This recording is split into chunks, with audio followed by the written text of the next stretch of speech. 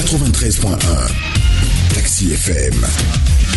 Madame, Monsieur, bonjour. Bonjour à tous. Nous sommes très heureux de vous retrouver ce matin sur la radio Taxi FM à Lomé pour notre premier numéro de Taxi Presse. Cette semaine, ce sera avec Sylvestre Béni du journal La Manchette et L'Homme à Tissogbé du journal La Nouvelle Tribune. On sera rejoint en studio en seconde partie par Michel Tchadia, le patron du journal Ouara. Les vainqueurs ensemble, nous reviendrons sur les grands sujets de l'actualité. Naturellement, on parlera de la crise togolaise en voie de règlement.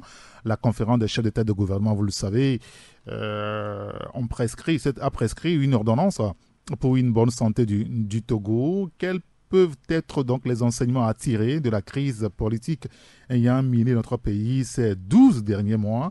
On reviendra sur le sujet. Puis, la multiplication, finalement, il faut le dire, des actes de profanation de Coran et mosquées. La situation inquiète et appelle finalement à une réaction de l'Union musulmane du Togo. Une rencontre avec les imams est prévue demain matin à la grande mosquée de Lomé. Avec les confrères, on va en parler tout à l'heure. Merci à vous tous qui nous recevez désormais sur le www.taxifm.tg. Nous allons commencer avec la revue de presse, le quotidien Liberté qui est avec nous. Le confrère évoque les législatives du 20 décembre 2018, le chemin de croix qu'il reste à parcourir. Vous lirez l'article à la page 3 du journal. Major Kouloum à l'origine du fiasco de la fête traditionnelle Odontou 2018 à Takwame.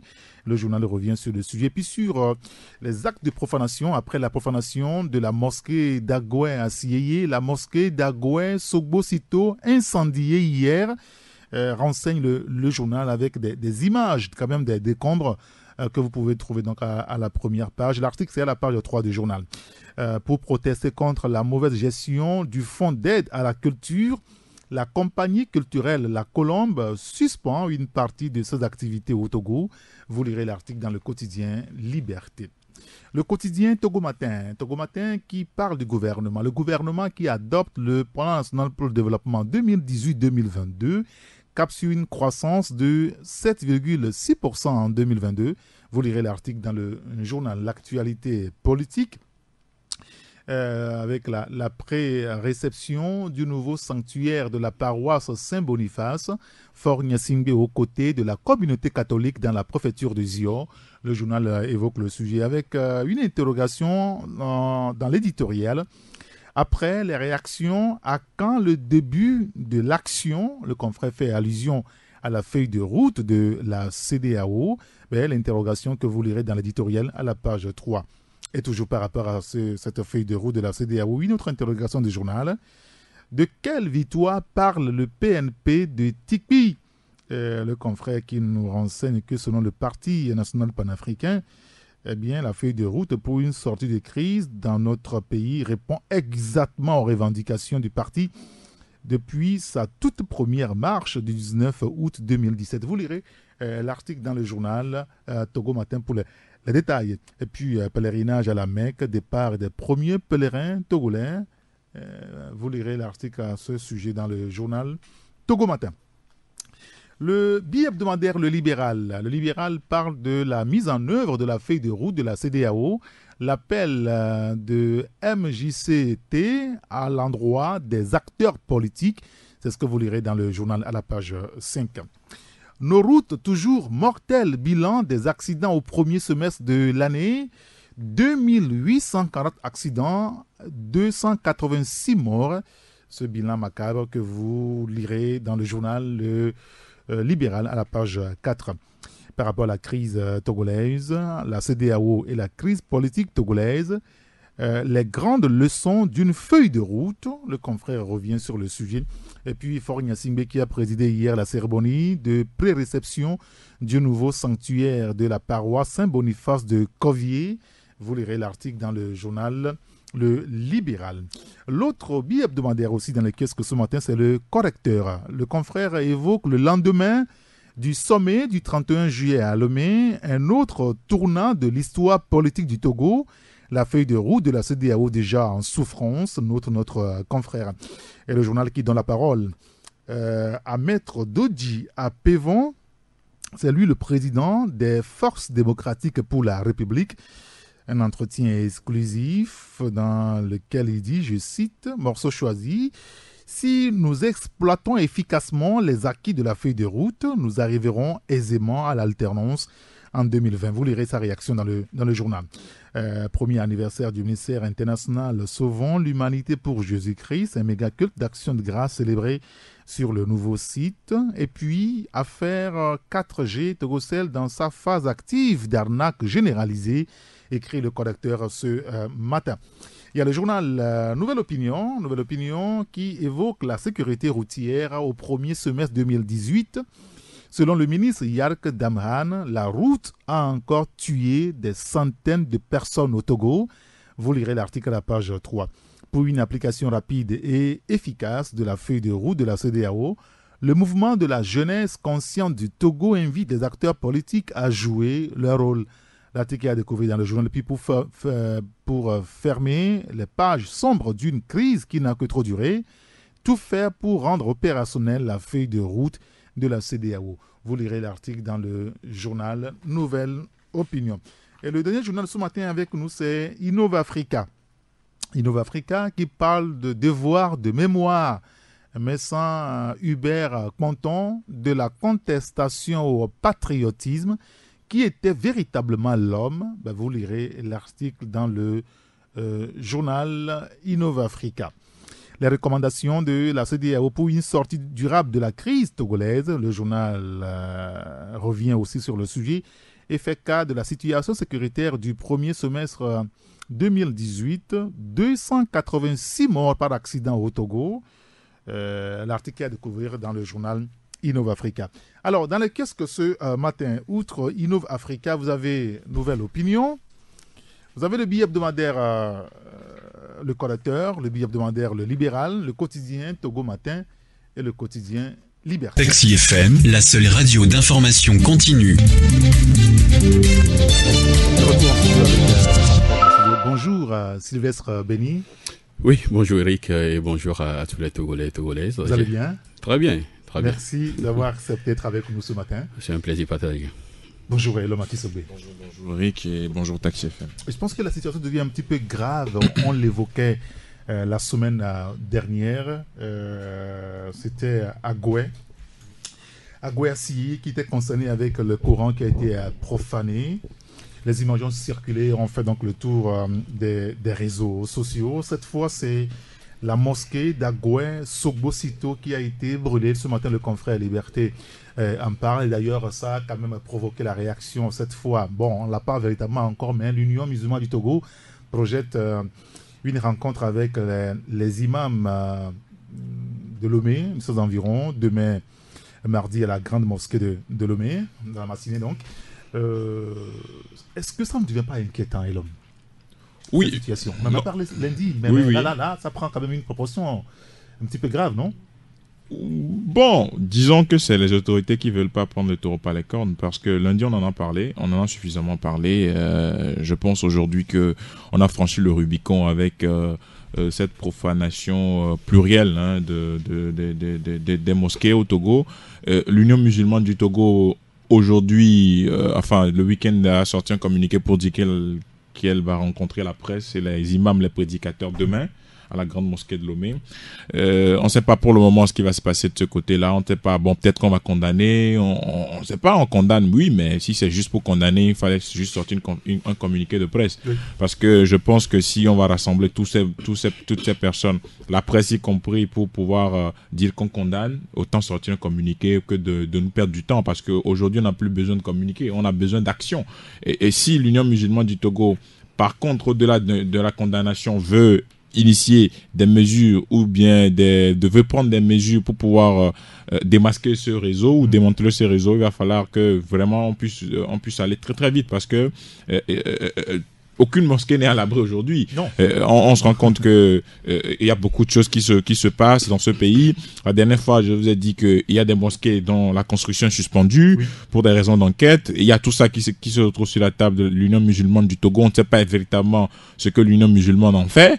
Et peut-être demain, on aura l'occasion de poser la question parce qu'on ne comprend plus rien. Et donc, de la suspension de la construction des mosquées à la profanation de mosquées, on ne comprend plus absolument rien. Il faut que l'Union musulmane du Togo puisse nous situer. Maintenant, au-delà de l'Union musulmane du Togo, il y a le ministère de la protection civile et au-delà et de la sécurité, au-delà du fait que le général Yark soit ministre de la sécurité et de la protection civile, il est d'abord musulman.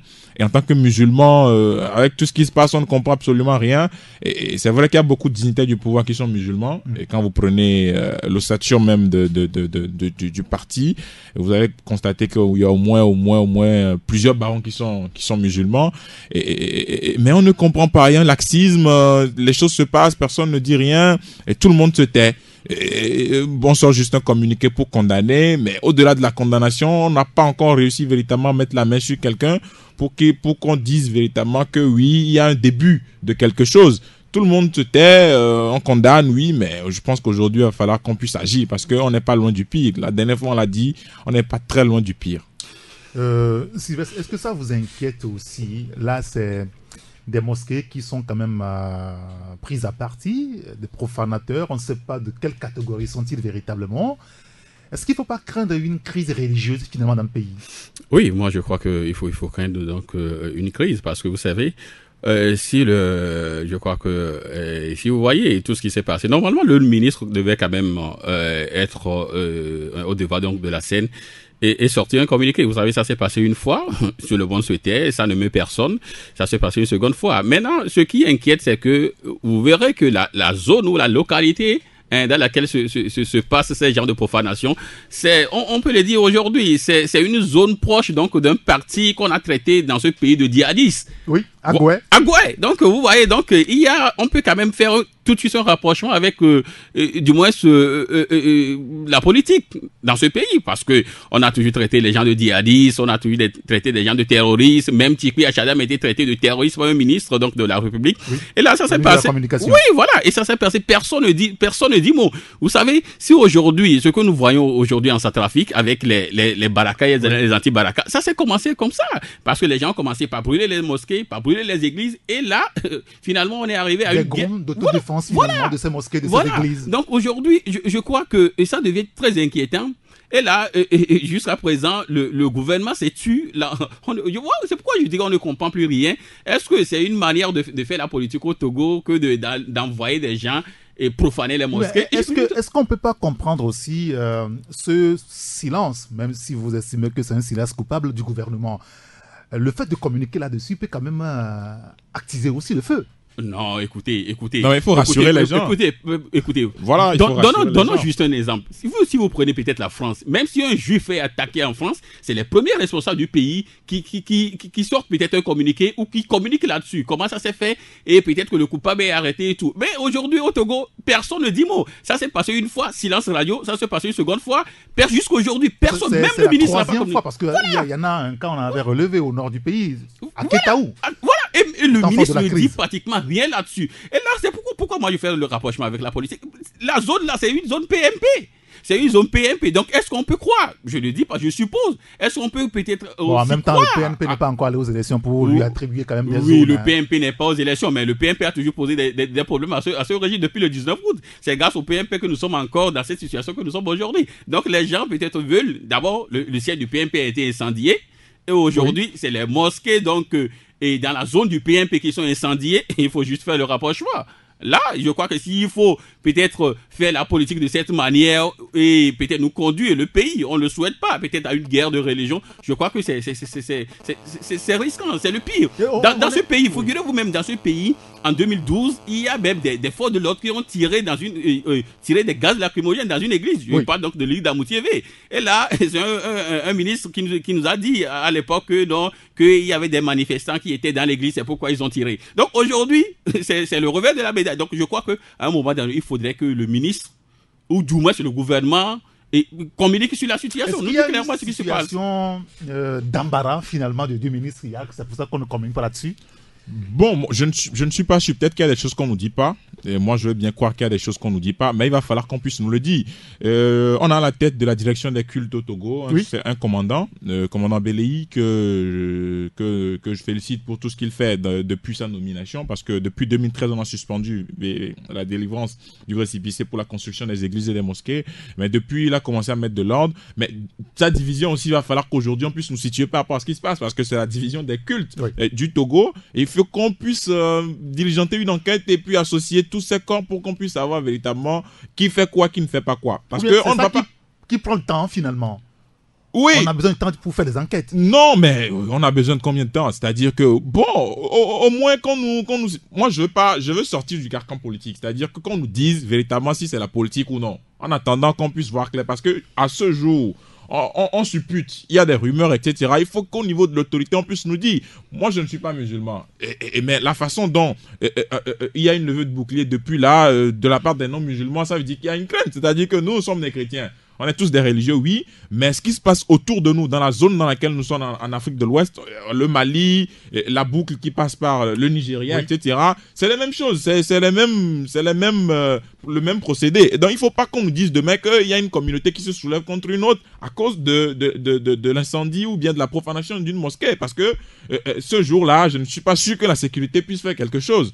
Parce que quand l'homme va décider de se rendre justice lui-même, il va falloir qu'on puisse craindre le pire. Et on le dit tout le temps, mais on sent au niveau de l'autorité une nonchalance à pouvoir prendre à bras le corps le problème. C'est ça le problème du Togo, on ne communique pas. C'est-à-dire qu'on est là, c'est le talon d'Achille du gouvernement. Les choses commencent, on ne sait quand ça commence, mais on n'en dit absolument rien. On laisse les supputations, on laisse les rumeurs, après on dit que la presse ne fait pas son travail. Moi je suis désolé. C'est-à-dire qu'on ne... Non, franchement, je suis désolé, parce qu'on ne peut pas. Aujourd'hui, on est dans un pays où c'est difficile d'avoir accès à l'information. Vous appelez telle personne au niveau de l'administration pour demander une information, pour recouper un truc, on vous dit envoyer un courrier. La procédure va mettre tellement longue que vous allez mettre 2 mois et l'actualité va mourir d'elle-même. Et après, on nous dit que non, la presse ne fait pas son travail. Aujourd'hui, regardez tout ce qui se passe. La presse continue d'écrire, on continue d'en parler. On n'a pas les causes de tout ce qui se passe, on ne connaît personne, on ne sait pas qui fait quoi. Oui, justement, est-ce que vous parlez tout à l'heure de... Vous ne voulez pas rentrer dans le carcan politique. Oui, bien évidemment. Est-ce qu'on ne peut pas faire justement une translation, un rapprochement entre les choses? En fait, en réalité, par rapport à l'actualité, on ne peut pas dissocier ce qui se passe de la politique, parce que le président de la République avait dit dans une interview accordée à Jeune Afrique qu'il y a, il y a des indices relatifs, bien évidemment, au terrorisme, au djihad, etc., dans la boucle, en Afrique de l'Ouest, et que c'est pas très loin du Togo. Donc, il va falloir prendre toutes les mesures pour que ça n'arrive pas au Togo. Mais quand on prend aussi toutes les déclarations qu'il y a eu depuis le 19 août, que ce soit au niveau des imams qui avaient été arrêtés parce que, dans leur prêche, ils auraient appelé au djihad, ils auraient appelé à faire, comment l'appelle-t-on, à bastonner ou bien à tuer les forces de l'ordre. Voilà.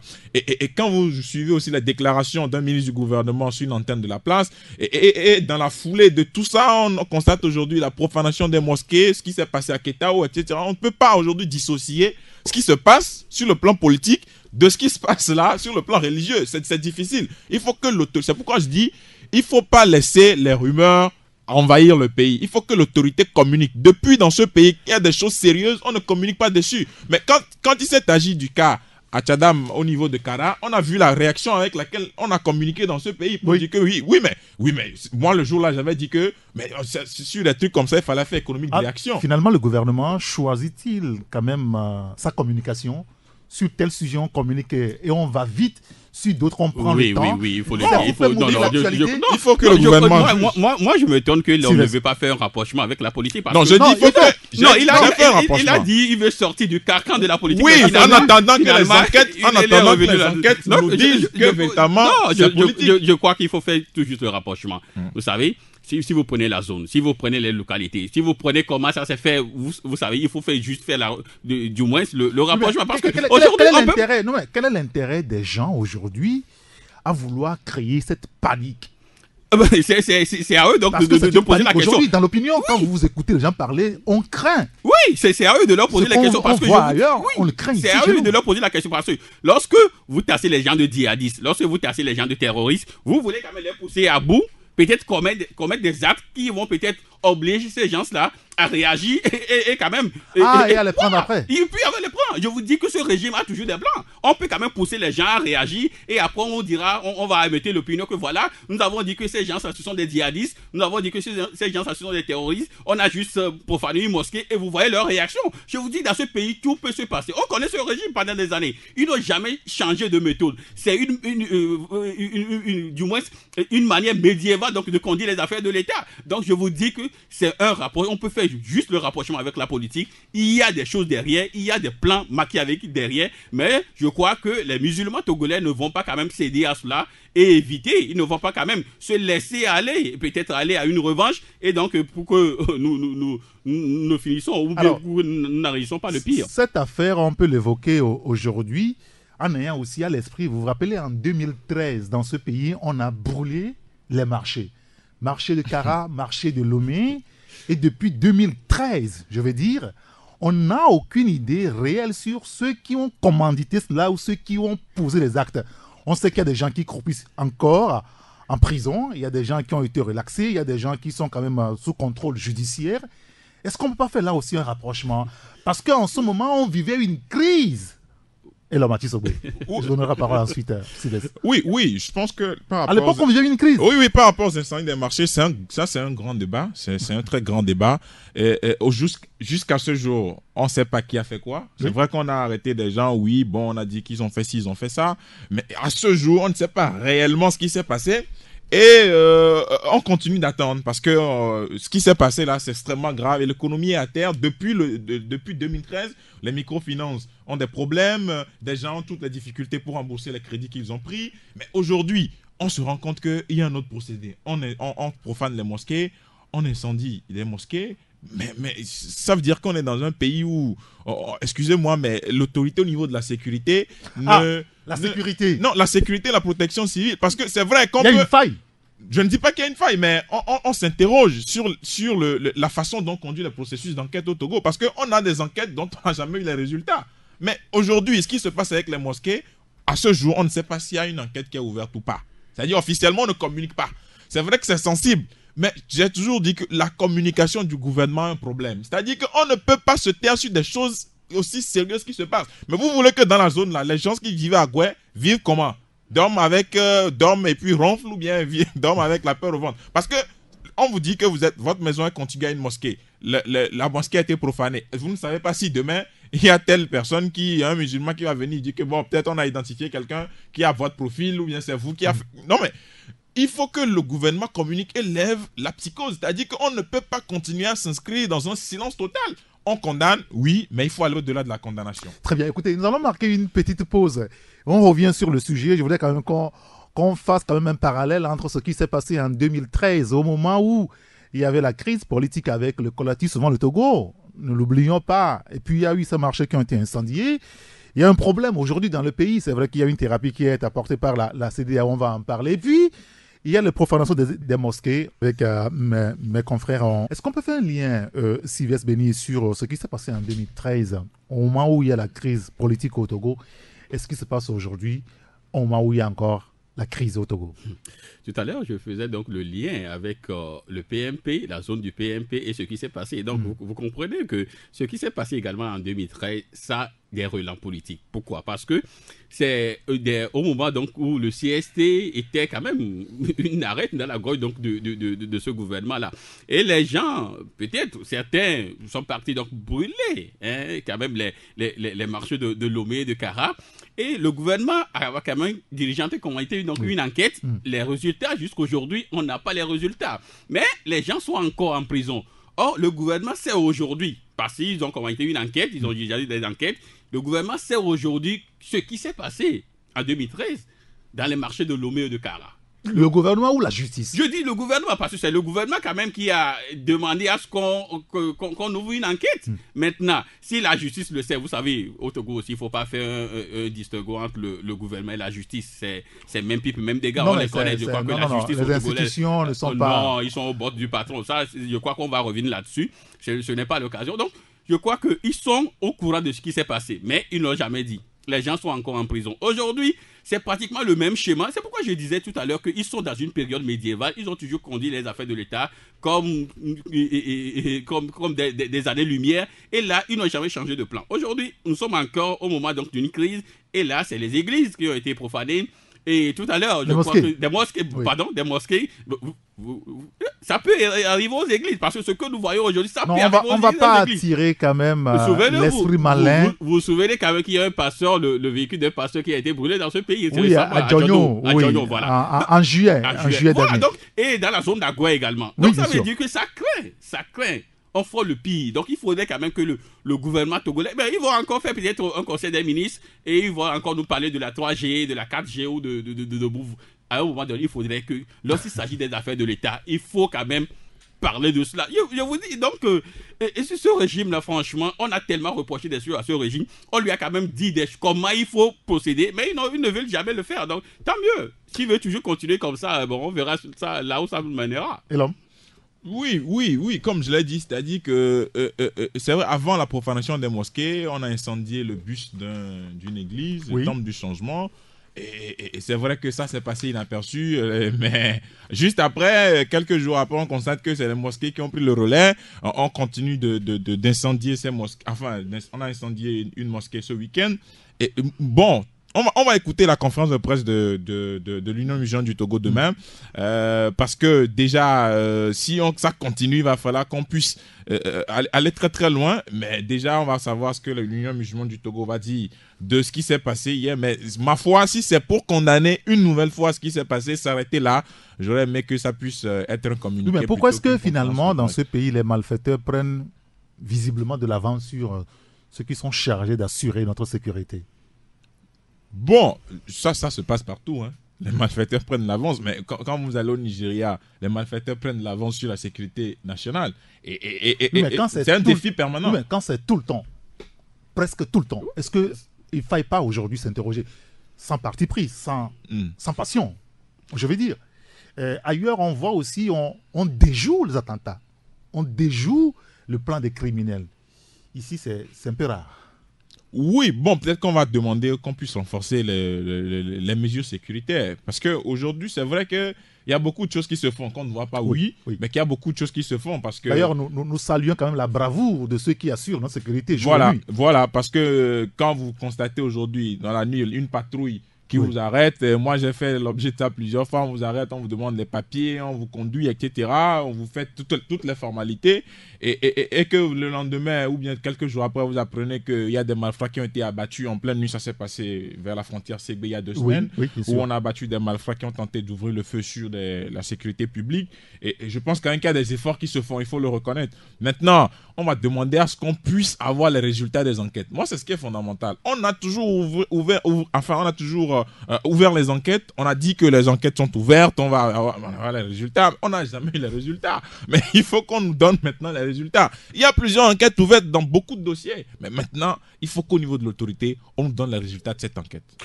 Ça vous inquiète finalement par rapport à notre sécurité qui semble avoir quelques failles dans la sécurité au Togo?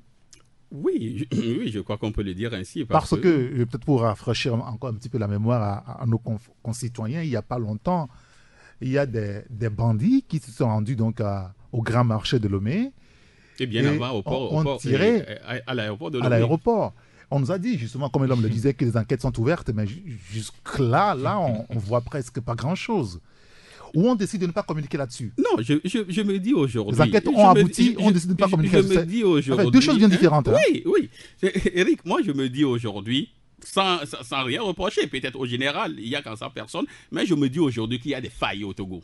Je le dis, parce que si 2 bandits sur une moto ont attaqué l'aéroport de Lomé et que personne n'a pu quand même les maîtriser, 2 seulement, personne n'a pu les maîtriser, ils ont traversé la ville de Lomé et finalement... Plusieurs années maintenant. Oui. Maintenant, après ça, il y a rien. Et les enquêtes, comme qu'est-ce qui s'est passé, qui sont-ils, tout cela, on n'a rien dit à propos. Après, c'est le grand marché de Lomé, où les gens, c'est peut-être que les mêmes, on ne le sait pas, peut-être que c'est les mêmes qui sont encore revenus et qui ont attaqué les gens au grand marché de Lomé. Personne n'a communiqué là-dessus. Et au Togo, je crois que, et l'homme vient de le dire, on ouvre surtout les enquêtes, mais jamais on nous donne les résultats. Les gens ont attaqué donc les Togolais le 15 septembre 2011 à Adéoui. On nous a dit, à visage découvert, même des journaux ont publié quand même ceux qui ont commis ces genres de forfaits de la République. Personne ne nous a dit mot jusqu'à présent. Et il y a quelques jours, en octobre dernier, il y a des gens qui sont cagoulés, tout ça, avec des véhicules on sait, avec des numéros de présenté de groupes de France. Non, les miliciens. Pourquoi vous parlez de groupes d'auto de France? Ce sont des miliciens. C'est ce que le ministre a dit. N'utilisez pas des termes pour... Non, moi je m'appuie sur ce qui est officiel. Non, ce sont des miliciens. Ces miliciens-là qui ont tué des gens, qui ont massacré des gens, parce que quand je parle de tuer, il y a un jeune, le jeune de Difa Kota, le jeune Jojo Zoumeke, qui est encore aujourd'hui à la mort. Personne ne nous dit mot là-dessus. Mais là, je vous dis, à un moment donné, il y a des failles. Et que si on était dans un pays normal, je crois que... Non, on est dans un pays normal, excusez-moi. Non, on serait dans un pays normal. On demanderait peut-être au ministre de la Sécurité... On va pas toujours vilipender notre pays. C'est notre pays, quand même. Et vous conviendrez avec moi que si on était dans un pays comme la France, si on était dans un pays comme la Tunisie, dans un pays comme l'Algérie, et que ça devient répétitif, on devait quand même faire démissionner le ministre. On serait dans un pays normal que ce serait fait. Parce que ça devient récurrent. Le monsieur dit, on a ouvert des enquêtes, et là, à chaque fois, on ne dit rien là-dessus. Et là, ça devient répétitif. Mais le monsieur est encore là. Ça veut dire qu'il y a problème. Voilà. Donc, c'est pourquoi je dis, on serait dans un pays normal, on serait dans un pays comme la France, dans un pays comme l'Algérie, peut-être le Bénin, voisin, qu'on devait quand même... Ailleurs, c'est mieux que le Togo. Le Togo n'est rien, finalement. Non, je ne dis pas que le Togo n'est rien, mais compte tenu d'un certain nombre de situations où, du moins, l'autorité publique n'arrive pas à satisfaire les Togolais, à un moment donné, il faut changer les personnes. Très bien. Un autre élément, c'est par rapport à la sécurité, cette fois routière. Un bilan semestriel a été donné la semaine passée. On s'est rendu compte que, comme toujours, le bilan est macabre. De janvier à juin dernier, il y a eu, en tout cas, des accidents qui ont été officiellement recensés. C'est 2840 accidents et qui a fait 286 morts. Et malgré les mesures prises par le gouvernement togolais, on constate que la route continue de tuer l'homme. Est-ce que ce n'est pas grave? Oui. Y a-t-il un relâchement dans le dispositif mis en place par le ministère de la Sécurité et de la Protection civile?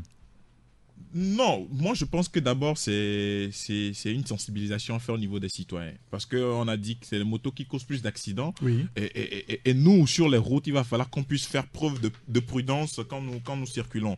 Mais au-delà de ça, on constate que les véhicules que nous avons en circulation, ce n'est pas des véhicules qui aujourd'hui sont quand même des véhicules qui ont des visites techniques à jour.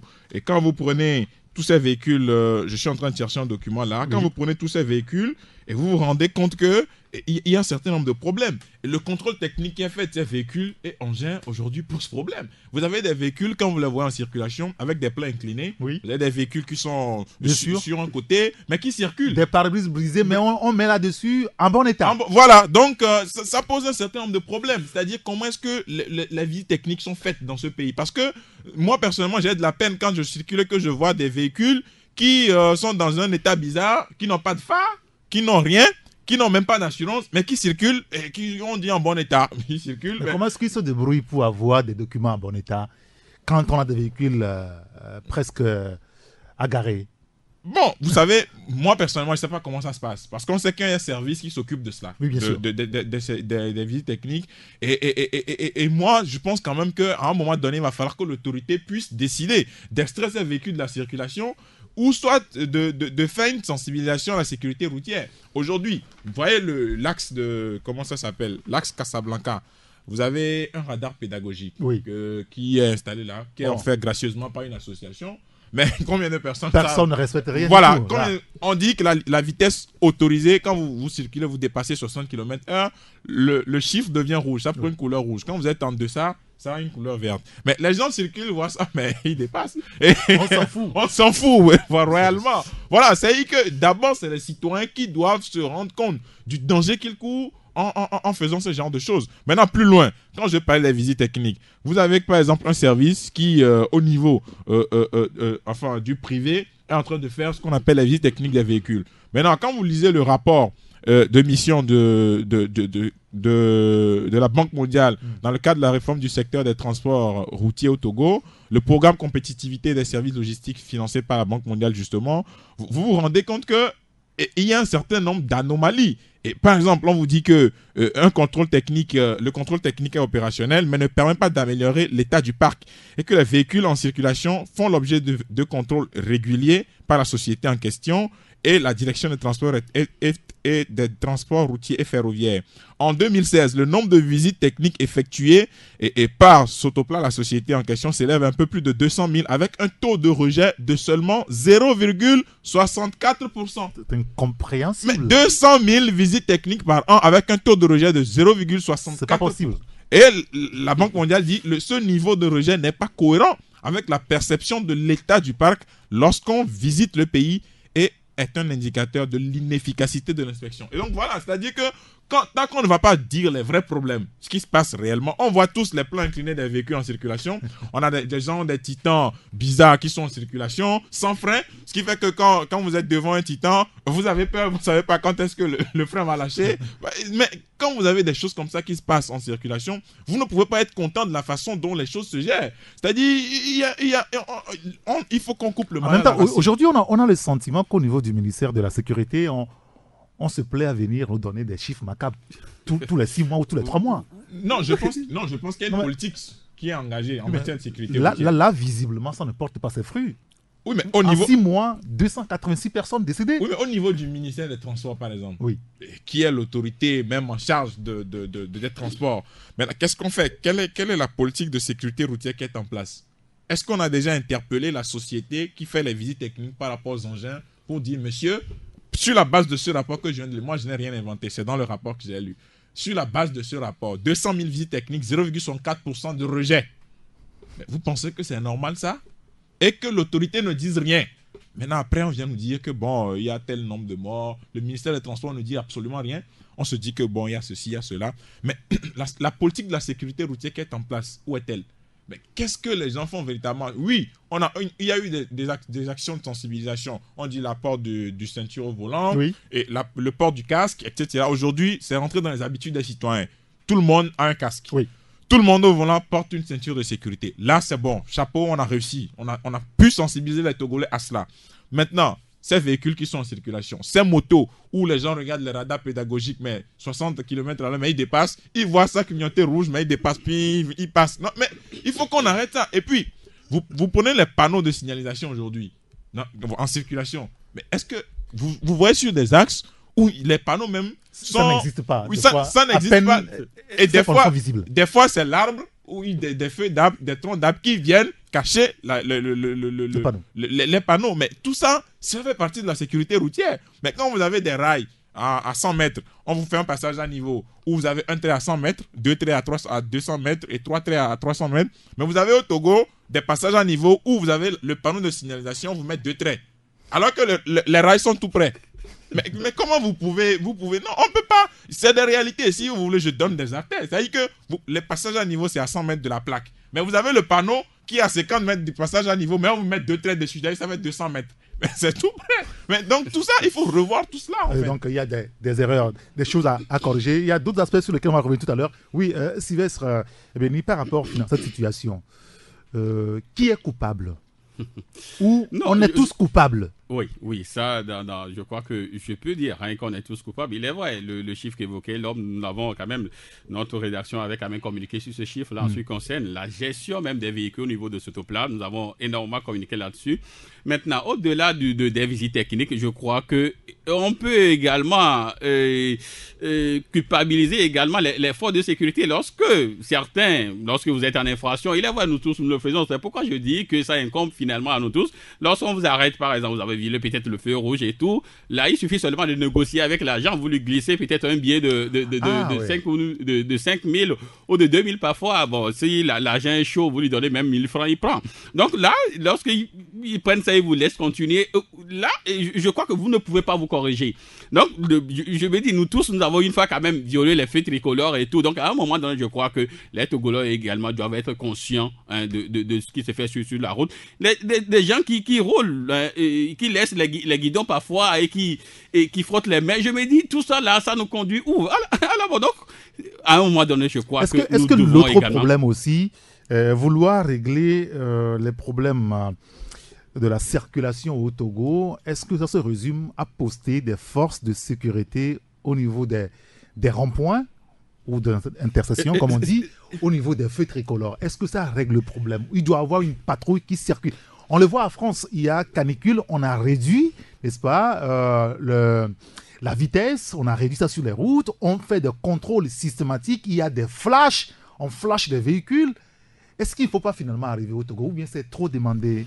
Ou bien là-bas, c'est trop de la démocratie, ici on est en mode de démocratie. Je crois qu'on peut en arriver là, mais lorsque vous postez peut-être un policier après les feux tricolores, au lieu que le policier soit visible pour dissuader les gens donc de violer les feux tricolores, il se cache plutôt attendant que la personne viole les feux pour l'arrêter et prendre quelques billets. Voyez-vous, donc c'est au niveau même de la mentalité, de la psychologie des Togolais que nous devons tout changer. Et les policiers et le Togolais. Le policier doit quand même être visible pour que, du moins, le conducteur ne puisse pas violer les feux tricolores. Lui, plutôt, se cache, attendant qu'il le fasse pour prendre 2000 francs. Donc voilà, donc pourquoi à un moment donné, il faudrait quand même que nous tous, nous sommes coupables dans ce cas de quoi que nous tous, nous sommes coupables sur les routes. Lorsque nous sortons donc de chez nous, il faudrait, même si nous voulons quand même peut-être aller au suicide, pensons que peut-être à quelqu'un qui ne veut pas mourir de sitôt. Voilà, donc à un moment donné, il faudrait que tous les Togolais, quand même, que nous puissions, lorsque nous sommes sur les routes, lorsque nous sommes sur les voies publiques, il faudrait que nous soyons extrêmement prudents. Si nous voulons mourir, quelqu'un d'autre veut vivre encore. Alors, il y a 2 ou 3 ans, le chef de l'État avait quand même pris une année, je ne me rappelle plus tellement de l'année, où il disait que c'est une année de lutte contre, n'est-ce pas, les accidents ou de circulation, quelque chose comme ça. À l'époque, il y avait toute une ribambelle de mesures qui avaient été prises par le gouvernement togolais, notamment, eh bien, les gros porteurs n'ont pas droit de circuler, c'est-à-dire qu'ils ne peuvent pas circuler à une certaine heure de la journée. Et on demande aux camionneurs de circuler que de telle période à telle période, telle heure à telle heure. Mais à mesure que le temps passait, on s'est rendu compte qu'on a tout oublié et personne ne rappelle cela. Ni les forces de sécurité, ni les syndicats des conducteurs, personne ne respecte cela. Est-ce qu'il ne faut pas finalement remobiliser finalement la troupe et continuer la sensibilisation? Non, je crois que le ministre de la Sécurité l'avait évoqué il y a 6 mois, c'est-à-dire avant ce rapport-là, où il disait quand même aux responsables qui est en charge de la DSR que je sais que vos éléments laissent les gros porteurs arriver, c'est-à-dire quitter le nord du pays et arriver jusqu'à Thiévié et s'arrêter le lendemain, ils viennent de la ville. Que je sais que vos éléments les laissent. Le ministre de la Sécurité l'a dit il y a 6 mois, lorsqu'il devait encore communiquer sur les accidents de circulation. Lorsqu'il le sait, qu'est-ce qu'il a fait? Et maintenant, le responsable de la DSR, à l'époque, je crois qu'il serait en mission en Suisse où on devait quand même le remplacer. En Haïti, voilà. Donc il était là, le ministre l'a dit. Mais quelles sont les mesures qui ont été prises pour que cela soit arrêté? Rien d'autre. Donc c'est pourquoi je dis que les gens sont conscients de la situation. Mais là, que doit-on faire pour qu'on n'en arrive pas à ces chiffres-là? Parce qu'au-delà, je crois qu'au-delà, nous allons revenir là-dessus. On parle aussi des suicides et tout ça, nous allons arriver là. Donc, je crois qu'à un moment donné, nous sommes tous conscients de la situation.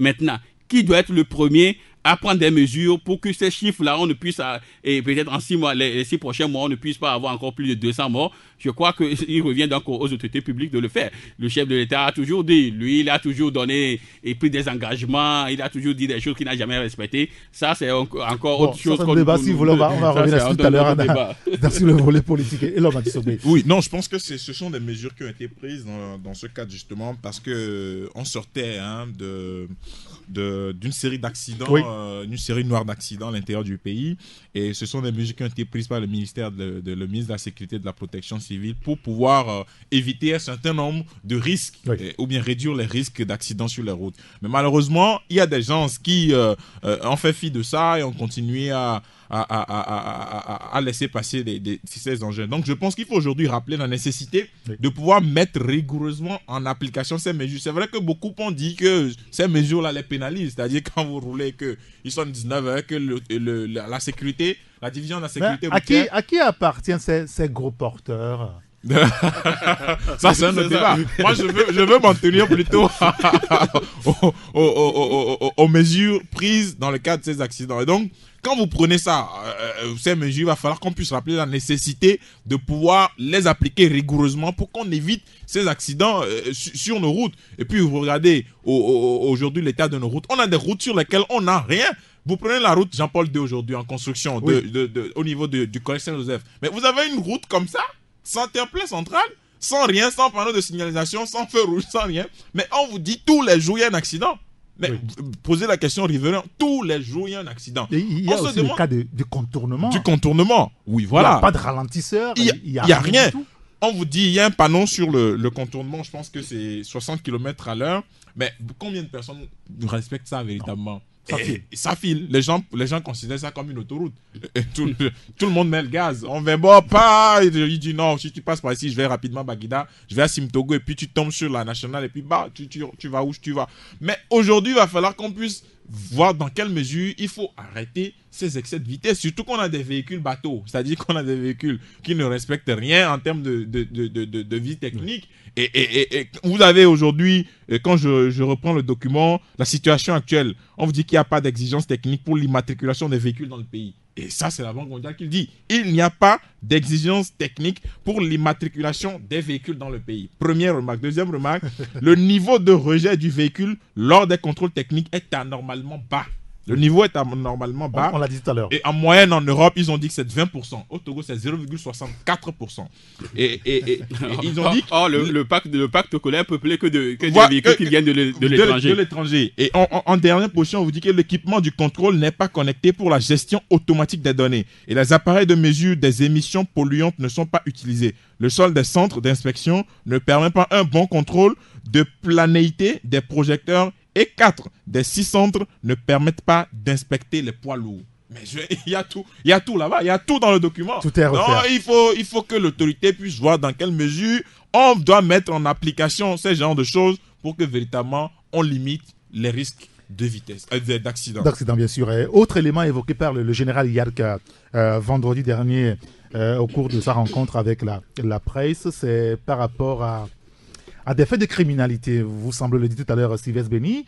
15 faits de braquage et tentatives de braquage ayant occasionné 3 morts et 13 blessés.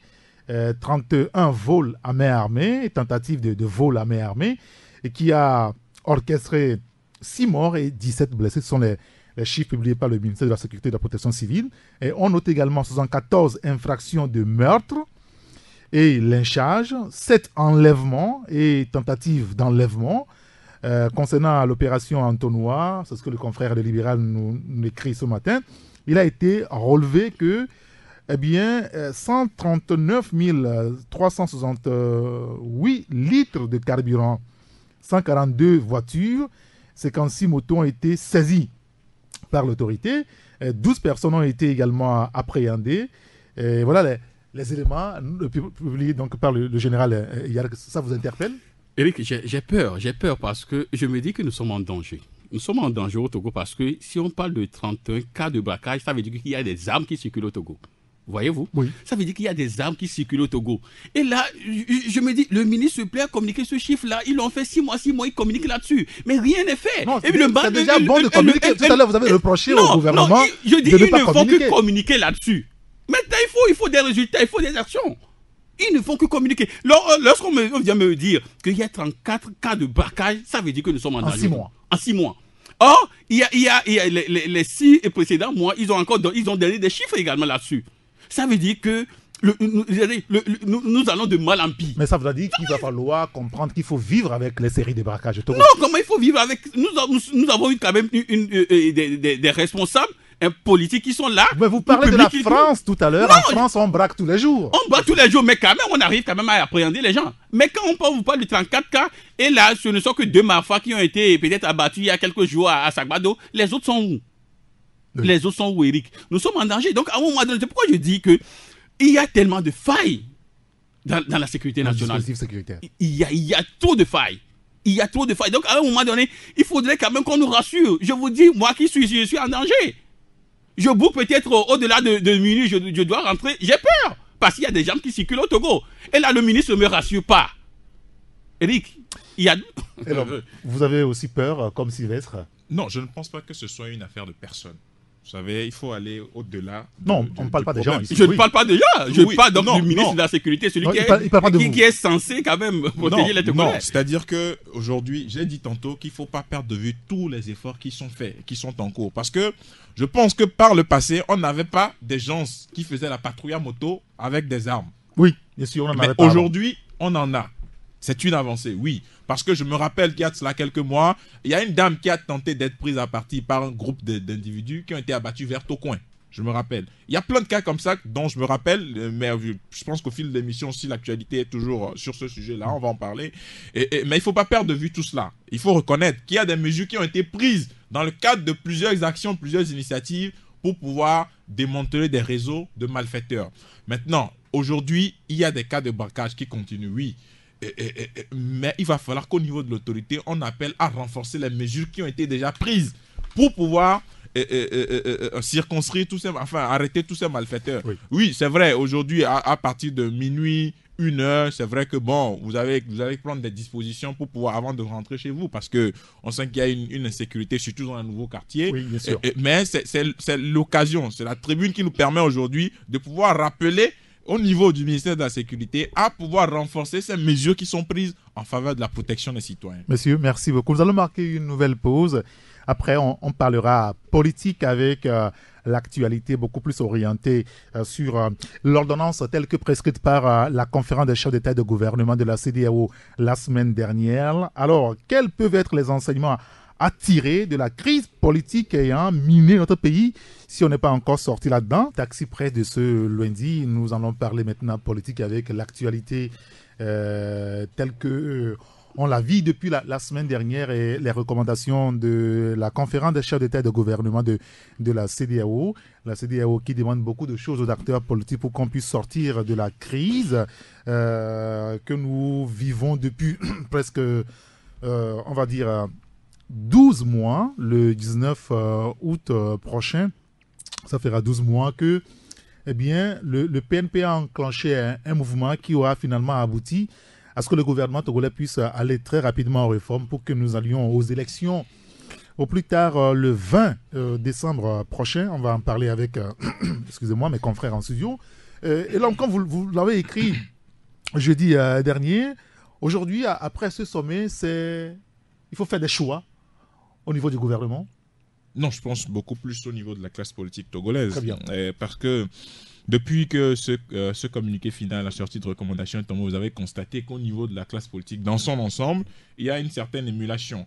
C'est vrai qu'au lendemain de ce communiqué, on a, des recommandations de la CEDEAO, on attendait le communiqué de la coalition qui est tombé quelques heures après. 48 heures après. Oui, 48 heures après.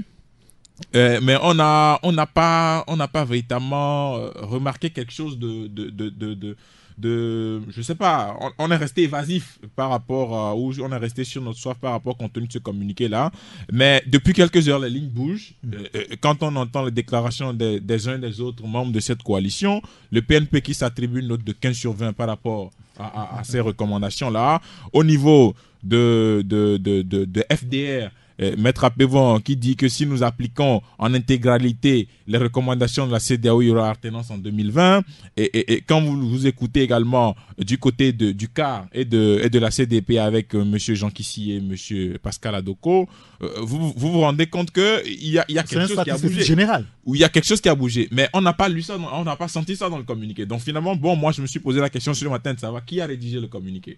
Est-ce que parce que si les gens individuellement sont satisfaits, on se demande finalement qui a écrit le communiqué. Mais est-ce qu'on ne peut pas comprendre leur réaction individuelle cette fois? Parce que dans le communiqué, ils ont pris acte, n'est-ce pas, de ces recommandations. Oui, ils ont pris acte et ils ont rappelé les insuffisances. Oui. Mais quand on écoute tous ces leaders aujourd'hui, ils se prononcent maintenant plus sur les recommandations elles-mêmes plutôt que les insuffisances. Vous constatez. Donc, c'est pourquoi je me demande, bon, ça peut-être que c'est politique, c'est à eux de nous dire, mais je pense que fondamentalement, par rapport à ces recommandations, il va falloir qu'on puisse aller très rapidement vers ces réformes-là, parce que je pense que c'est des réformes fondamentales. Oui. La Cour constitutionnelle, la limitation du mandat du président de la République, le mode de scrutin à 2 tours, et je pense que c'est des réformes fondamentales. Il va falloir qu'au niveau de l'opposition et du pouvoir, on puisse, une fois pour toutes, nous sortir de cette crise-là en adoptant soit un projet de loi portant révision constitutionnelle au Parlement, ou, à défaut, aller par voie référendaire, les 2 voies que recommande la Constitution aujourd'hui pour pouvoir opérer des réformes en bonne et due forme. Alors, comment est-ce que vous analysez ces recommandations de la CEDEAO, Sylvestre Béni?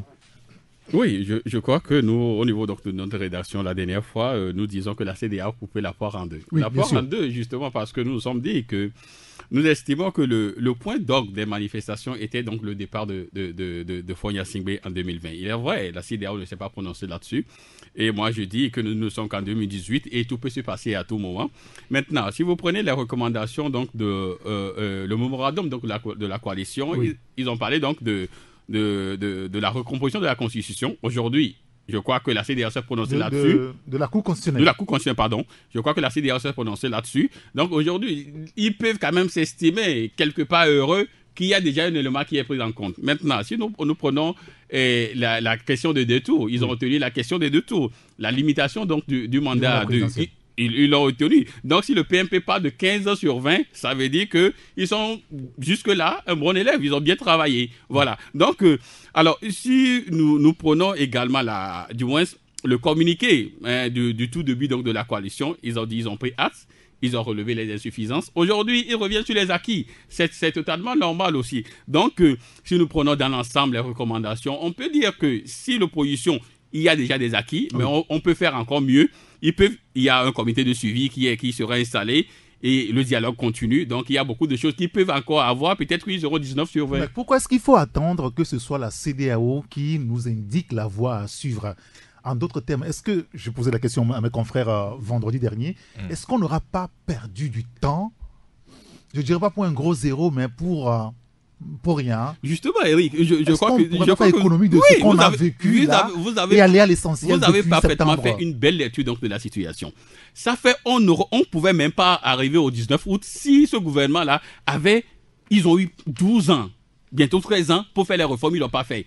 Donc, il a fallu que le PMP soulève un peu la foule pour qu'on en arrive là. Et figurez-vous, c'est au plus fort temps de la crise qu'ils ont introduit le projet de loi sur les réformes, c'est le projet de loi de septembre 2017. Oui. Ça veut dire qu'à un moment donné, ils savaient pertinemment qu'ils peuvent le faire. Ils peuvent au moins offrir sur la route togolais pour qu'on puisse discuter d'autres choses. Ça veut dire que c'est un régime qui bouge quand on le bouscule. Voilà, c'est un régime qui attend, on le frappe et il avance un peu. Voilà, c'est ce régime-là. C'est pourquoi vous comprenez quand je parle que les gens ils agissent comme nous sommes dans une période médiévale. Donc, ils attendent.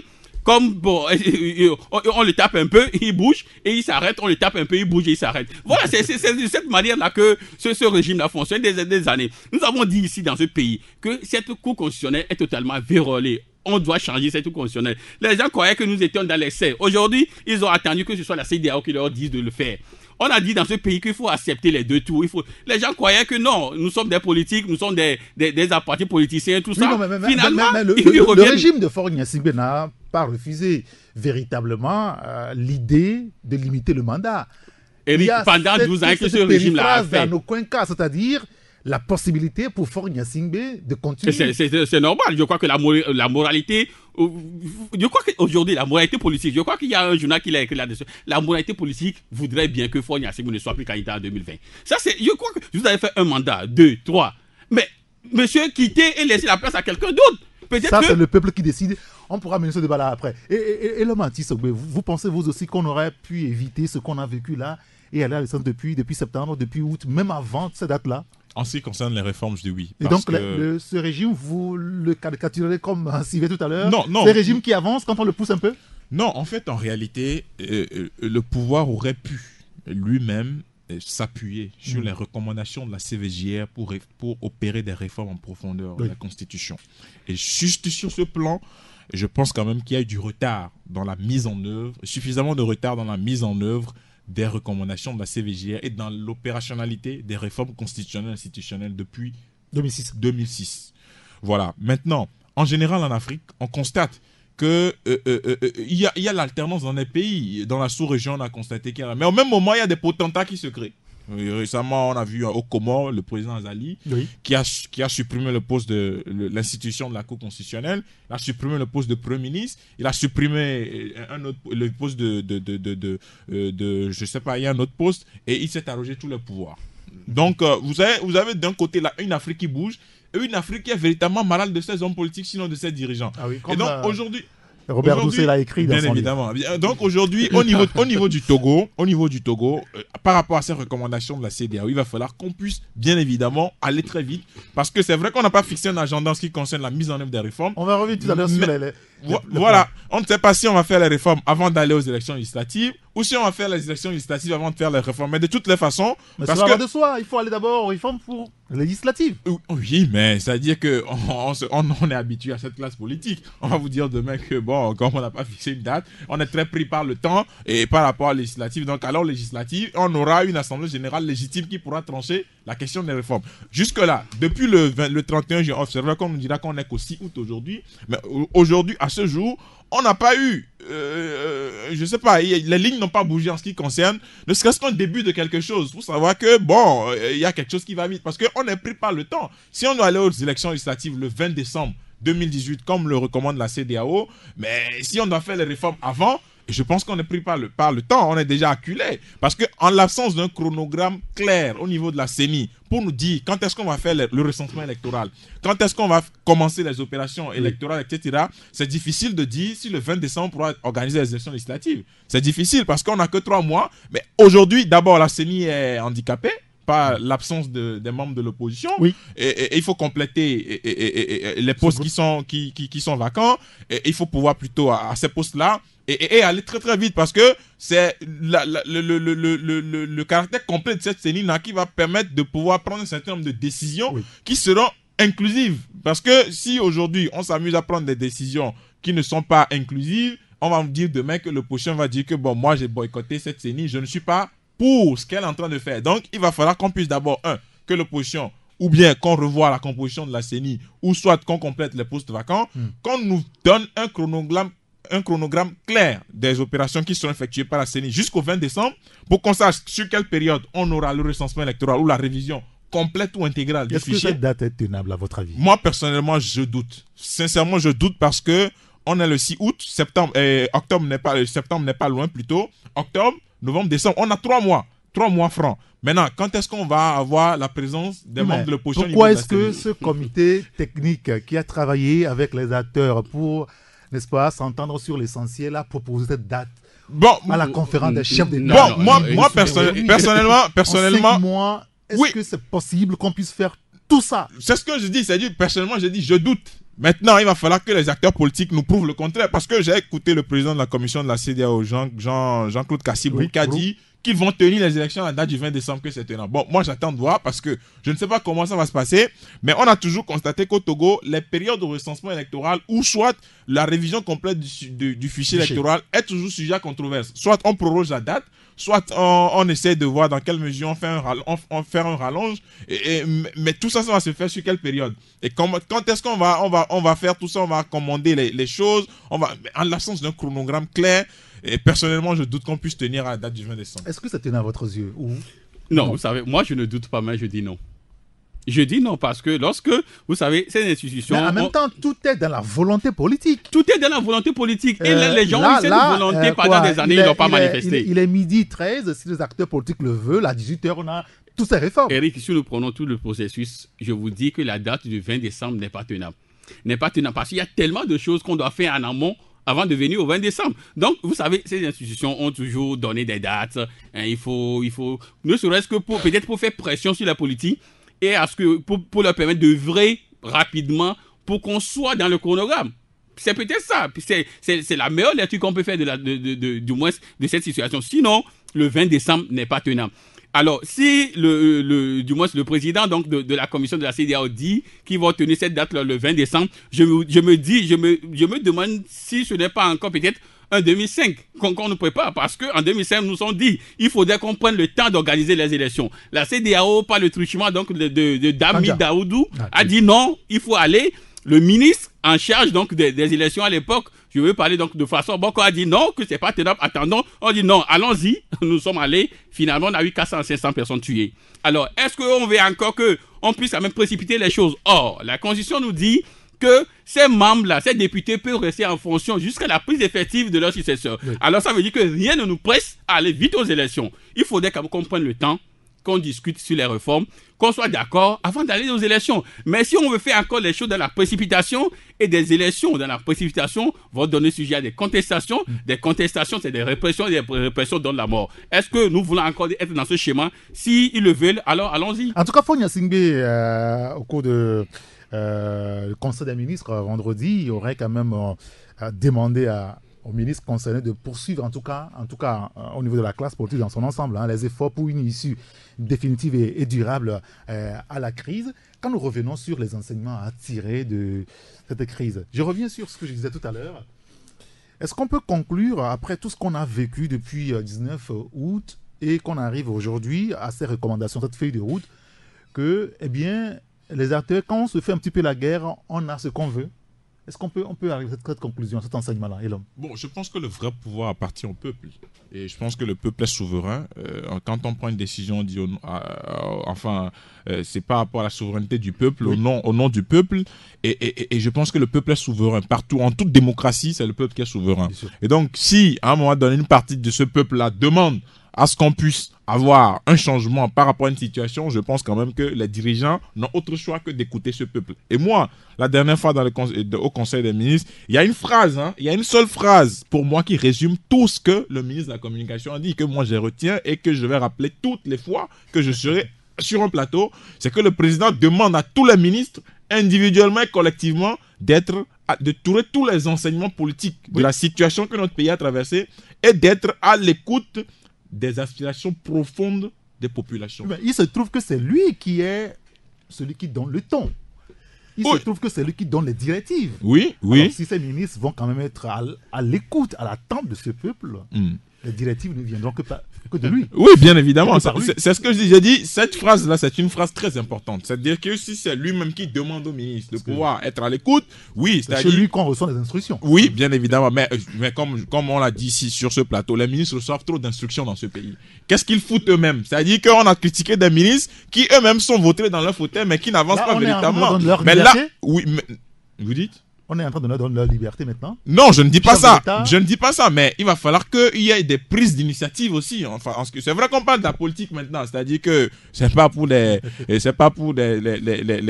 chargés de développement ou les chargés de programme. C'est pour ceux qui sont véritablement avertis. Et donc ceux qui vont prendre des initiatives dans le sens de la bonne marche des affaires du pays, c'est des gens qui ont du cran et qui ont du caractère. Et donc, je pense que cette phrase-là résume à peu près l'état d'esprit dans lequel se trouvent les uns les autres aujourd'hui et par rapport à l'évolution des choses. Et donc, moi, j'invite la classe politique togolaise dans son ensemble à nous sortir de ce bourbier. Sylvestre. Vous savez, et tout à l'heure, lorsque Elom citait... Le président de la République semble avoir donné le ton maintenant. Voilà, tout à l'heure, lorsqu'il citait donc cette phrase-là, moi, je me dis quelque part que c'est que le président de la République est en train de fuir sa responsabilité. Non, comment ça? Non, parce que c'est lui qui est... Non, c'est lui qui est comptable. C'est lui qui est content de voter. C'est lui qui estime que le peuple a voté pour lui. Mais là, il réunit son cabinet. Il réunit son cabinet. Non, quand il dit allez le faire, c'est comme si lui-même, on peut dire quoi, fora zéwa quoi. Vous voyez, il a fui. Donc, il fuit ses responsabilités. Et puis, il dit non, allez le faire. Non, je crois qu'il devait être il devait être au devant de la chose. Il devait être devant les ministres. Allons, mes chers amis, et aidez-moi, on va sortir ce pays-là de ce bourbier. Mais là, si lui, je dis, non, les ministres, allez, faites ceci, faites cela, mais que lui-même, il est derrière, je me dis qu'il y a problème. Il y a problème. C'est lui qui est comptable devant le peuple togolais. C'est lui qui va peut-être défendre son bilan, peut-être dans quelques mois, devant le peuple. Donc, s'il dit aujourd'hui, et messieurs les ministres, je vous dis, faire ci, faire ça, et que lui, mais il est là, votre et puis il ne contrôle rien, je me dis qu'il y a problème. Bon, donc, je vous poserai la même question que le confrère Togo Matin a posée ce matin. Il y a eu beaucoup de réactions après, n'est-ce pas, la feuille de route de la CEDEAO. À quand finalement le temps de l'action? C'est maintenant ou c'est après? C'est maintenant. C'est maintenant. Je crois que Et nous devons tous, en tant que Togolais, tirer leçon de ce qui s'est passé depuis le 19 août.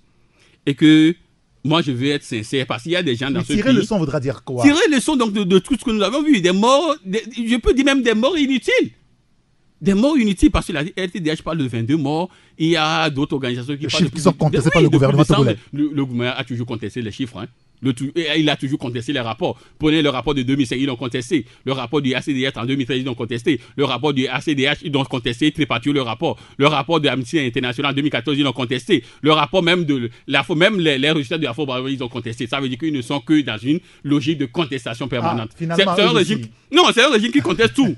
Donc là, je crois que il faudrait quand même revenir là. On sait que c'est un régime qui conteste tout. Et maintenant, et en revenant peut-être à votre question, je crois perdre le fil. Par rapport à l'action. Oui, je crois qu'aujourd'hui, c'est le temps de l'action. C'est le temps de l'action. On serait, je redis, on serait dans un pays normal. Que le président devait même faire un discours à la nation. Parce que nous avons... Oui, il devait faire un discours à la nation. Nous avons passé le cap de la CEDEAO. Il devait maintenant faire un discours à la nation et montrer sa bonne volonté de faire évoluer les choses. Jamais. Mais c'est parce qu'il a toujours dit des choses qui jamais. C'est parce qu'il a toujours dit des choses qu'il n'a jamais. Il prend des engagements et ne les respecte jamais. Le président de la République, Faure-Gnassingbé. Il a toujours pris des engagements dans ce pays. Dans ce cas, à quoi bon qu'il prenne encore la parole? Voilà, c'est pourquoi à un moment donné, on lui dit que mon cher ami, mets-toi de côté, deviens un ancien président pour que d'autres personnes puissent le faire. Mais il a encore refusé. C'est ça le drame. Et l'homme, aujourd'hui, c'est le temps de l'action. Oui, bien évidemment. Ça fait presque une semaine, demain ça fera une semaine que la CEDEAO nous demande de faire ceci, faire cela pour que le Togo se comporte bien dans la sous-région, pour qu'il n'y ait pas quand même un effet contagion de notre problème. Est-ce que vous avez le sentiment que les acteurs se mobilisent véritablement pour qu'on puisse traduire dans les faits ces recommandations? Bon, pour le moment, on constate plutôt qu'il y a des commentaires qui vont de gauche à droite par rapport à ces recommandations. Moi, je pense qu'il faut aller au-delà de ça maintenant. Les recommandations sont tombées, la CEDEAO a parlé français, tout le monde comprend. Bon, maintenant, les interprétations qu'on pourra en faire, ça va prendre combien de jours? Aujourd'hui, il faut qu'on aille au-delà de ces interprétations. Chacun se lève, dit, bon, je pense que, bon, on a passé le temps de je pense. Il faut maintenant dire, on va ou bien faisons ceci. Parce que les recommandations de la CEDEAO, qu'est-ce que vous en pensez? Oui, il faut faire ceci, il faut faire cela. Je pense qu'on a dépassé ça maintenant. Les Togolais attendent mieux. Les gens veulent manger. Les gens n'ont pas que le temps passé sur des recommandations. Les gens veulent qu'on améliore leur quotidien. Mais si on doit passer tout le temps à dire je pense qu'on va finalement pas agir. Il faut maintenant nous donner un signal clair. C'est-à-dire, aujourd'hui, d'ici demain, le projet de loi est prêt. C'est-à-dire qu'on va pouvoir réviser la Constitution. On convoque les députés en session extraordinaire ou en session ordinaire, je ne sais plus trop. On dépose ce projet de loi sur la table. On dit, bon, monsieur, voilà le projet de loi. Pour beaucoup de nos concitoyens, en tout cas, une grande partie de la presse aussi revient sur le sujet. Oui. Ces recommandations de la CVGR, de la CEDEAO, oui. Est-ce qu'elles ne constituent pas ou ne contiennent pas en elles-mêmes des éléments de blocage? On évoquait tout à l'heure le cas de la limitation du mandat. Le problème qui s'est toujours posé, c'est cette périphrase. La rétroactivité. Oui, et puis en aucun cas. Oui, bien évidemment. Est-ce que là, ce problème, est-ce qu'on ne va pas le retrouver encore demain? Non, je pense que c'est pour ça qu'il y a le comité de suivi. Le comité de suivi est tripartite. Pour faciliter les choses. Voilà, il y a les facilitateurs, il y a la coalition des 14 et il y a le parti au pouvoir. Non.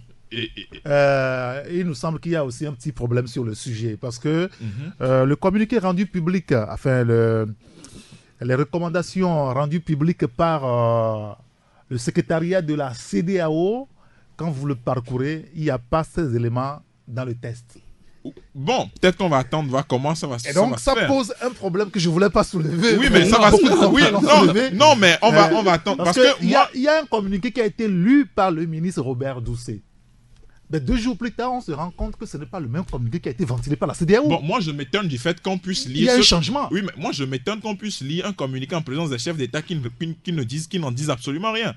Un communiqué validé par des chefs d'État... Vous avez fait le même constat que nous? Je dis, je m'étonne. Qu'il y a deux communiqués. Non, je ne dis pas ça. Je dis, je m'étonne qu'il y ait un communiqué final lu par un ministre des Affaires étrangères devant la conférence des chefs d'État et de gouvernement qui n'en dit rien sur le fond, en disant que ce n'est pas ce qu'on a validé. Mais vous comprenez ça, vous?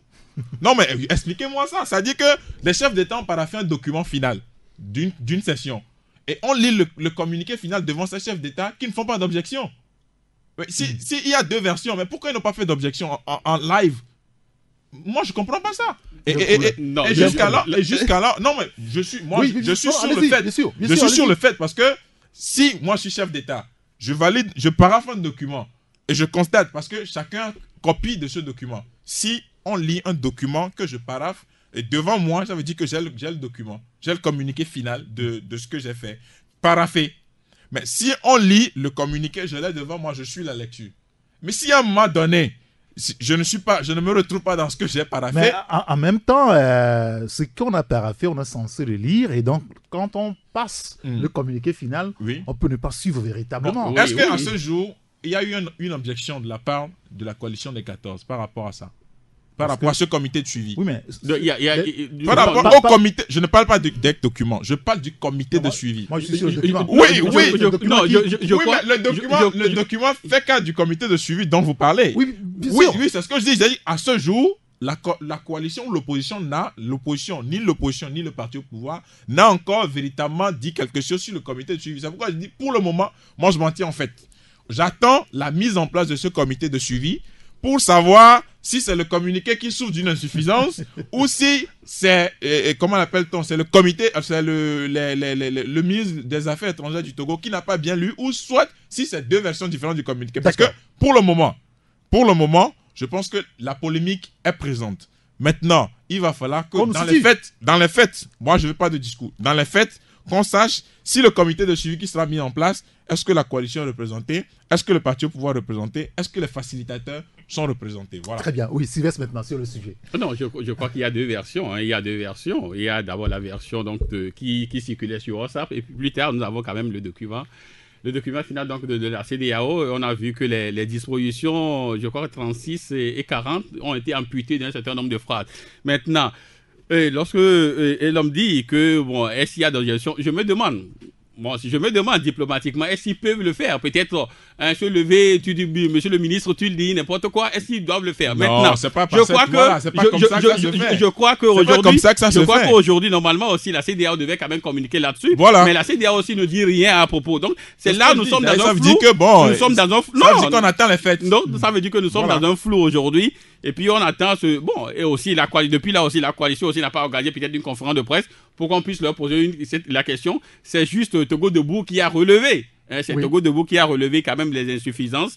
C'est parti amputé donc du document final. Donc finalement, je crois que on va attendre et après on avisera. Donc c'est le Togo. Le Togo a toujours quand même aussi tripatoué cette lutte-là. Je parle du moins du rapport de la CNDH, on en sait quelque chose. Voilà, c'est ça qui vous motive. Voilà. Vous pensez qu'il doit y avoir forcément peut-être qu'il y a encore quelques individus qui sont regroupés encore pour enlever cette partie. Non, mais quoi qu'il en soit, ce qui s'est passé avec toutes ces versions qui circulent, je pense quand même que c'est quelque chose de flou, qui n'est pas très clair. C'est-à-dire que on ne peut pas, en présence des chefs d'État, lire un communiqué qui a été paraphé et qui n'a pas de réaction. Et quand on retrouve la version finale, on se rend compte qu'il y a une phrase qui a disparu de ce qui a été lu. Donc ou bien il y a une phrase qui n'a pas, je sais pas, mais je pense qu'il y a une phrase qui a été lue, mais qui ne se retrouve pas sur le communiqué mis en ligne sur le site de la CEDEAO. Oui. Et bon, je pense quand même que c'est quelque chose d'anormal. Et la CEDEAO n'en dit rien. Le président de la commission de la CEDEAO n'en dit rien. Jusqu'à là, on ne sait pas qui a fait quoi, comment ça s'est passé. Bon, je m'interroge et c'est pourquoi je dis on va attendre les faits, c'est-à-dire le comité de suivi. Est-ce qu'il sera tripartite comme le stipule l'un des communiqués? Je ne sais plus lequel.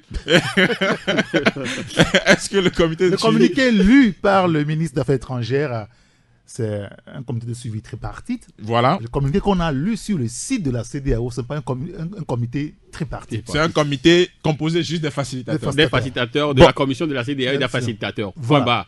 Mais ici, on nous parle de la coalition, de gouvernement et puis de... Bon, qu'est-ce qui est souhaitable? Avoir un comité de suivi composé des facilitateurs... Vous me posez la question. Non, il ne s'agit pas de poser la question à ces termes. Qu'est-ce qui est souhaitable? Pendant une année... Quel sera le comité de suivi le plus efficace pour régler le problème? Pendant une année, et le gouvernement et la coalition ne sont jamais mis d'accord. Voilà, donc il faudrait... Il faut les mettre dans une commission et ils ne seront toujours pas d'accord. Ils vont toujours bloquer les actions. Donc je crois qu'aujourd'hui, c'est pourquoi la CEDEAO a fait exprès de mettre cette phrase-là. Donc maintenant, il appartient à la CEDEAO, c'est dans la commission de la CEDEAO et des facilitateurs, d'être dans le comité de suivi pour être beaucoup plus regardant dans ce qui se fait. Maintenant, on ne sait pas quels sont ces individus-là qui se sont encore retrouvés et qui ont mis la coalition, le gouvernement, la CEDEAO, tout ça. Je ne sais pas. Donc, à un moment donné aussi, cette CEDEAO aussi, franchement, à un moment donné, il nous pose tellement de problèmes en Afrique, quoi. Oui, cette CEDEAO pose tellement de problèmes parce que vous êtes déçu même des recommandations de la CEDEAO. Bon, pas tellement, mais quelque peu déçu parce que je croyais que cette CEDEAO-là, qui a peut-être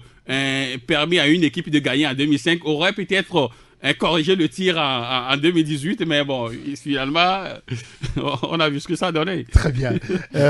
Et donc, et l'homme, comme vous le disiez, il faut maintenant qu'on prenne le taureau par les cornes. Il faut qu'on y aille tout de suite là. Non, il faut qu'on y aille. Il faut qu'on y aille véritablement. Il faut qu'on nous dise... Il faut que la ligne commence à bouger. Moi, en l'absence d'une date, il n'y a pas de problème. Il faut qu'on sente que la ligne bouge. Peut-être que la ligne bouge dans un sens où on ne le voit pas, mais pour le moment, on ne perçoit pas clairement que les lignes bougent. On attend, les gens continuent d'analyser, mais le temps passe. Aujourd'hui, le 6 août, on va peut-être finir la semaine. La semaine prochaine, qu'est-ce qui va se passer? Quand est-ce que le comité de suivi sera mis en place? Tout ça, on ne sait pas. C'est des questions précises. Le comité de suivi sera mis en place quand? Est-ce que c'est la mise en place du comité de suivi qui va enclencher le processus? Parce que si on enclenche le processus déjà, et qu'on met le comité de suivi après l'enclenchement du processus, les gens vont dire que ce qui a été enclenché ne se retrouve plus dedans. Voilà, il y a aussi ce paramètre. Donc, est-ce que c'est le comité de suivi qui va enclencher le processus? Si oui, mais commençons déjà à mettre en place le comité de suivi. Et puis avançons. On n'a pas de temps perdu les recommandations. Avançons très rapidement pour sortir de la crise. Oui, je crois que on doit avancer. Ça, c'est un fait. Mais ceux qui doivent quand même peut-être impulser cette dynamique-là, pour l'instant, ils sont encore nonchalants parce que je crois que le gouvernement montrerait sa bonne foi au sorti donc de la CEDEAO, après le passage de la CEDEAO. On devait quand même au moins libérer, parce que la CEDEAO a parlé donc de la libération de ces jeunes-là ces jeunes-là sont encore en prison. Les jeunes de Numboki. De quoi que ça devait même passer par là. Je crois que le gouvernement devait enclencher le processus, rentrer dans cette dynamique en libérant ces jeunes-là. Là, on va croire à sa bonne foi. Et là, ça va commencer comme ça va marcher comme sur des roulettes. Mais aujourd'hui, si on nous dit que oui, on doit se mettre au travail, chacun doit se mettre au travail. Or, celui qui est quand même aux affaires ne montre pas tout de suite sa bonne foi. Je crois qu'il y a un problème. Libérer d'abord ces jeunes-là. Et là, le peuple dira oui, peut-être que ça a commencé. Comme ils l'ont fait peut-être, je crois que dans les premières heures du dialogue, le 23 ou le 29, au lendemain, ils ont libéré des gens. Même ceux qui sont impliqués dans les affaires des incendies et tout ça, ils ont même libéré des gens. Mais aujourd'hui, la petite est passée 2 fois, mais ces jeunes-là sont encore en prison. Ces jeunes de Numboki. Je me dis... Pourquoi? Il n'y a pas que les jeunes de Numboki, il y a beaucoup qui sont encore... Jeunes. On parle de 55 ou de 54 personnes qui sont encore en prison. Mais libérer ces jeunes-là. Et là, je crois que le processus sera enclenché. Et là, c'est aussi un élément essentiel. Il faut pacifier les choses et donner quand même de garanties aux gens. Il va falloir libérer ceux qui ont été arrêtés. Non, c'est clair, c'est dans le communiqué de la CEDEAO. On doit poursuivre la mise en œuvre des mesures d'apaisement et la libération. Oui, donc je pense que ça va se faire dans les prochains jours peut-être, mais il va falloir qu'on puisse accélérer ça. C'est-à-dire qu'on n'a plus besoin d'avoir des otages, des prisonniers politiques. Il va falloir qu'on puisse véritablement aller au-delà des clivages. Ça peut être quand même un élément de blocage finalement dans l'exécution des recommandations. Oui, bien évidemment, ça peut être un élément de blocage. Donc, comme c'est dans les recommandations de la CEDEAO, on va attendre de voir dans les prochains jours comment ça va se passer parce que c'est une recommandation fondamentale aussi. La coalition tient à la libération de ces détenus-là et pour pacifier le processus. Donc, je pense quand même que dans les prochains jours, c'est pourquoi je me demande si c'est le comité de suivi qui va enclencher le processus. Parce que là, on est là, mais on sent pas la ligne bouger, les recommandations sont là, tout le monde suppute, les gens commentent, les gens analysent, mais on va pas rester dans les analyses éternelles. Non. Il faut agir. Très bien. Messieurs, merci beaucoup d'être venus pour le débat. Merci Sylvestre Béni. Je rappelle que vous êtes le patron de l'hebdomadaire La Manchette et l'homme artiste, le patron de l'hebdomadaire La Nouvelle Tribune. Merci à Jack Prosper qui a assuré la coordination technique. Finalement, Michel Tchadjan a pu nous rejoindre. C'est pas grave, on le retrouvera une autre fois. Appelez-moi Saint-Henri Gaton. À demain. 93.1 Taxi FM.